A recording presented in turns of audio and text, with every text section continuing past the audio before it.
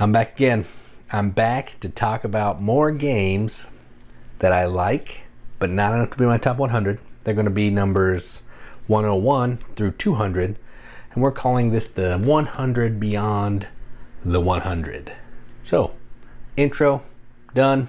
No Katie, she's busy. Hopefully she'll be back in the next one, which should be the last one. We'll see. If not, you'll just see this again, and we'll do it again. So the first number on this list is number 135, and that is a game called, let me get it, it's out of reach,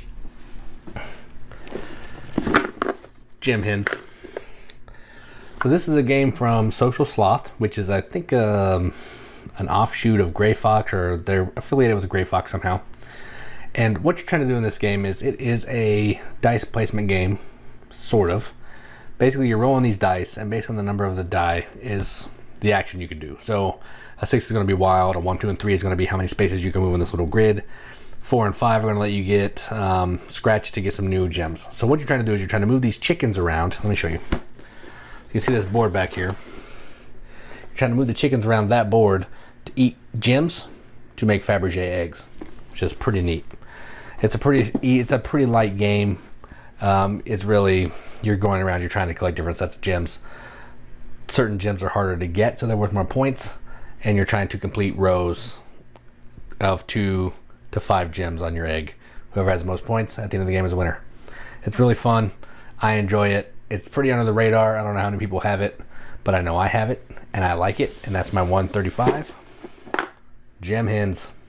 Number 134 is another game that people seem to rag on for some reason, and I have no idea why.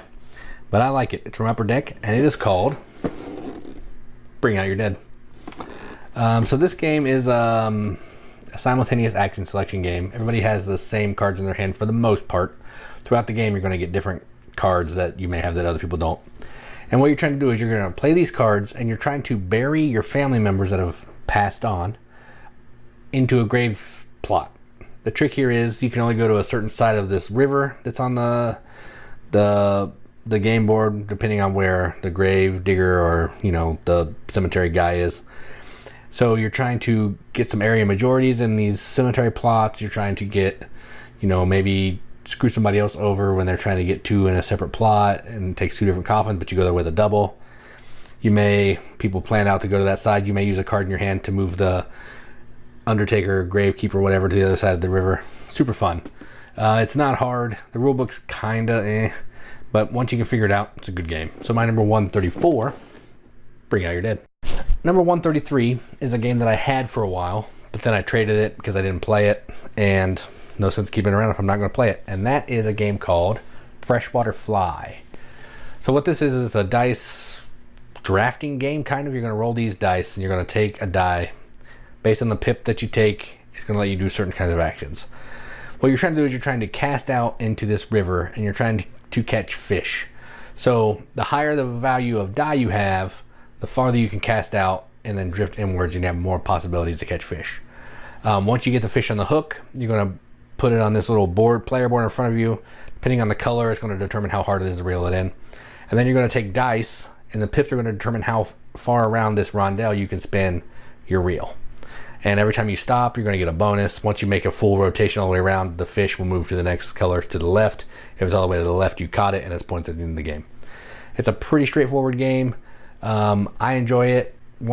My only issue with it is kind of when you get a fish on your hook, you're stuck just taking dice and reeling the fish in. There's really nothing else you can do, which is kind of lame. But it's cool. It has a good theme, cool art, good production. I liked it. So my number 133, Freshwater Fly.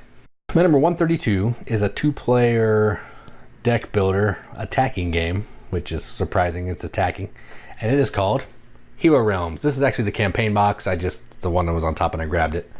But what this game is it's a deck builder. So everyone's gonna start with these decks that are mostly similar, and this one you can play with different characters, so everybody has a little bit different decks. Then throughout the game, you're gonna use the cards that you have to buy other cards to get into your deck, to make your deck more powerful, to be able to knock out the other opponent before they knock you out. They may get some familiars for your wizard. You may get some defense spells. You may get some allies that come on board to help you. Standard deck building stuff, but this one's cool, so I like it. My number 132, Hero Realms. 131 is a game from a company that is really shooting up there as one of my favorite publishers, Keymaster Games, and this game is called Cant Be Creatures. So what this is it is a simultaneous action selection game. Everybody has the same 8 monsters, I believe, 9 monsters. And what you're trying to do is you're trying to simultaneously pick monster cards. So I'm going to take one, put it face down. Everybody else is going to do the same. We're going to reveal. Whoever has the highest number will get to attack these mortals that are out in the game. The trick here is some of the monsters have special powers and will let you trump, like a lower number may come in and override a higher number based on their special power. Sometimes your special power will counteract the person to your right or to your left. Sometimes your special power you get a kidnap or take one of the mortals, but you get to give it to somebody else. So you're going to take a crappy one, give it to somebody else so they lose points. It's a really easy game. It's really fun. The artwork is gorgeous. I mean, just look at this box. This box is gorgeous. Here's a little sample of what the artwork looks like. You can see the old like 50s and 60s monsters in the back there. That's pretty neat. Simple game, easy to play, easy to teach, and you can play, I think, up to 5 players. That's pretty nice. So if you like simultaneous action selection and fun little 4 or 5 player games, you can check this out. So 131, Cant Be Creatures. Number 130 is a game that I don't have, but my buddy Brandon has it, and it's called Celestia. This is a game, it's a re-implementation of a game called Cloud 9, and what this is it's a push your luck game. So players are on this like Zeppelin or air blimp or something, and you're rolling these dice and you're trying to play cards to match the faces of these dice to help you move from Cloud 1 all the way over to Cloud 9, hence the name Cloud 9. But this one has Celestia, whatever.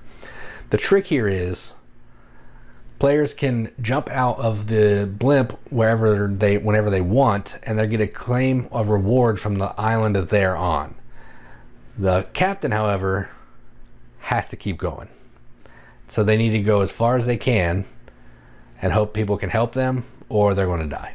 So that's a little, that might not be entirely right, but it's something like that. I haven't played it for a long time, but I played it a lot for a while. So my number 130 is Celestia, Push Your Luck, fine by me. My number 129 is a game from Tasty Minstrel in America and Manifest Destiny in Asia, and probably just Asia. And it's called ARS Alchimia, or Alchimia, however you say it. This is a tiny little box.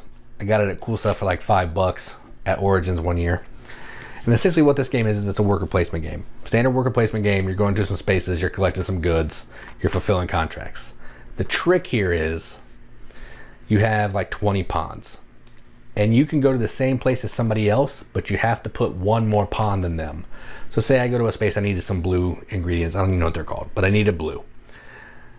Then somebody else wanted to go there. They'd have to put one more blue than me. So I went there with 3 blue. They'd have to go there with 4 blue. So on and so forth. There's a little more to the game, but that's the twist on this one that's a little different than others. I like that it's in a small box. It's easy to take. The artwork is cool. It's got cute little anime art. You can see a little bit on the back of a little bit of what it looks like. It's a fun game. It's super simple. It's nothing super superb, but I really enjoy it, and that's my list thing, and I can put what I want on here. So my number 129, ARS Alchimia. My number 128 is a game from NSKN when they were actually NSKN. They are Board and Dice now. And it is a game about Romans. Big surprise. And it is called Praetor or Praetor. I'm not sure how you say it. It doesn't really matter. But what you're doing in this game is, it's I guess this set has a trend, and this is a dice placement game. The trick here is your dice start as value 1. Maybe higher depending on some other things. What you're going to do is you're going to send these dice out into this board that you're building with tiles to take actions. They may go get you some money, they may go build some buildings, so on and so forth. Certain spaces, if they have a red background, they're going to make your dice level up. So if it's a 1, it'll go to a 2. Some spaces it'll stay how it is because it doesn't do any hard work. When your die hits 6, your dice will retire and you have to pay them a pension. So you're trying to juggle how many dice you want to have in play to how much you're going to have in pension costs because you don't want to go broke. So it's a standard worker placement, dice placement game, but that leveling up and retirement piece really messes with your brain a little bit. So my number 128, Praetor. Number 127 may be the most hated game from Days of Wonder, or second most hated, because I think there might be another one that people like less. But I like it. And it is called Cargo Noir.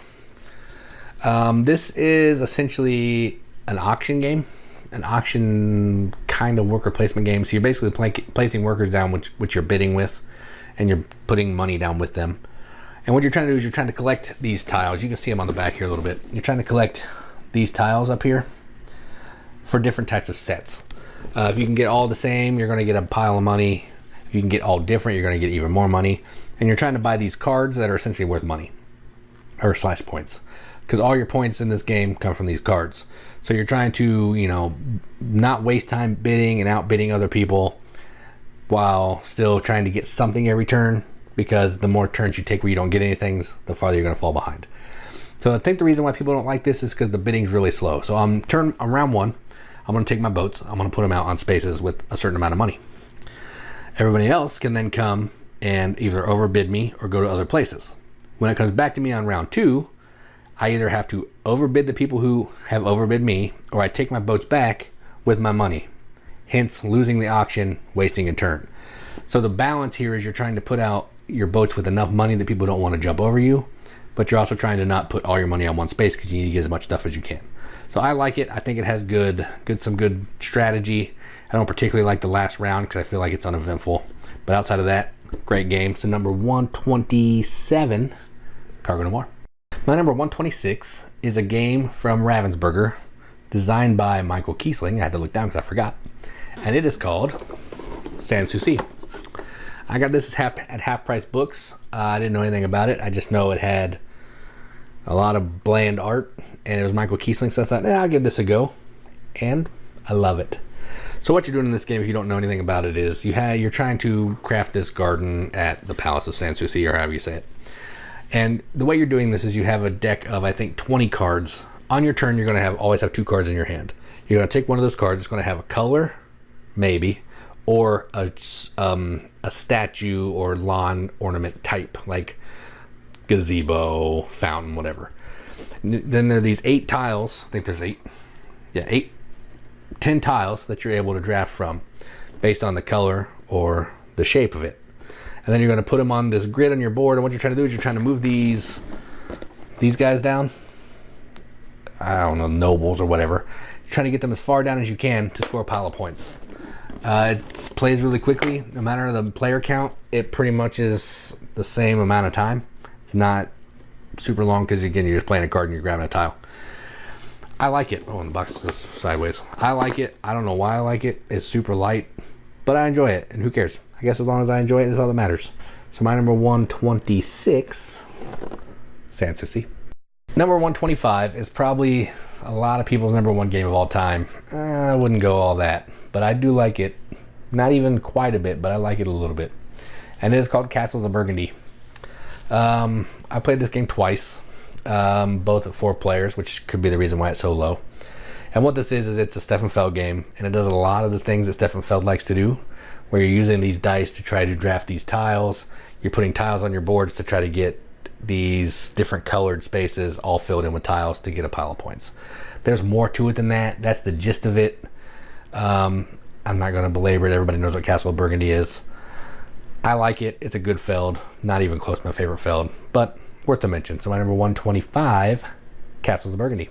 My number 124 is a game from Ape Games and designed by our boy, Philip Dubarry, who lives like an hour away from me, which is awesome. And it is called Spirits of the Rice Paddy. So what this game is, if you don't know, which you may not because it's kind of under the radar, and what this game is you are trying to make this rice paddy, and you're doing that by playing these cards that are spirits to try to help you get certain things. So they may give you extra gates, they may give you extra rice, they may give you extra water production, some magical water that never evaporates. And then you're trying to take this water from this rain card that gets played, and you're trying to filter it down your paddy to, you know, water all of your paddies so they grow. You're trying to keep the weeds out, you're trying to keep the bugs out, so you may have to get some ducks to eat the bugs and to fertilize the plants with their poop. You may have to get some cows to move some rocks so you can plant in there. There's a lot going on. The production is actually pretty nice. It has recessed player boards. It's really nice. The only thing I don't like is the rule book is not great. So I've played this maybe 3 times and I don't know if I've ever played it right.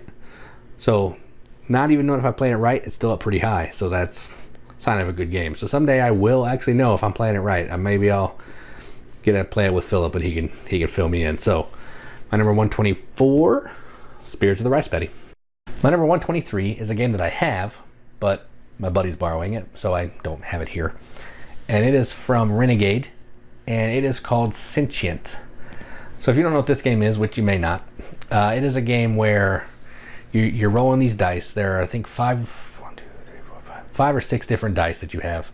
And what you're trying to do is you're trying to draft these cards using like this bidding with these little people to draft these cards and get them put onto your player board to manipulate these dice so the values on the dice equal what the card says. So say I draft this card and it says left die and right die have to equal 5.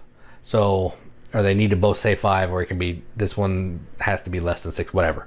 So I need to make sure when I put that card that the manipulators in the top is either going to be plus, make the pips go up, or minus, make the pips go down, are going to affect that card so I can win that goal. Because if I can't win the goal, I don't score points, but I want to score the points because that's how you win.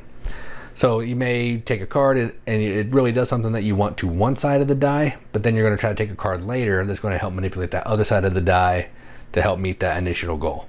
So it's a brain burner. It's really pretty straightforward, but man, that trying to manipulate dice can really get to you. And then there's some when you're taking a card, you're putting one of your guys in between 2 of the different locations to try to score these in-game tiles that multiply with a certain type of card to score a pile of points.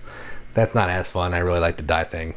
So yeah, I like this game. So my number 123, Cinch Hint. My number 122 is a game that I don't have, but I played it at a BGM con with Joel, and it is called Keyflower. I'm not sure if I'm going to explain this game very well, so I'm not going to that much.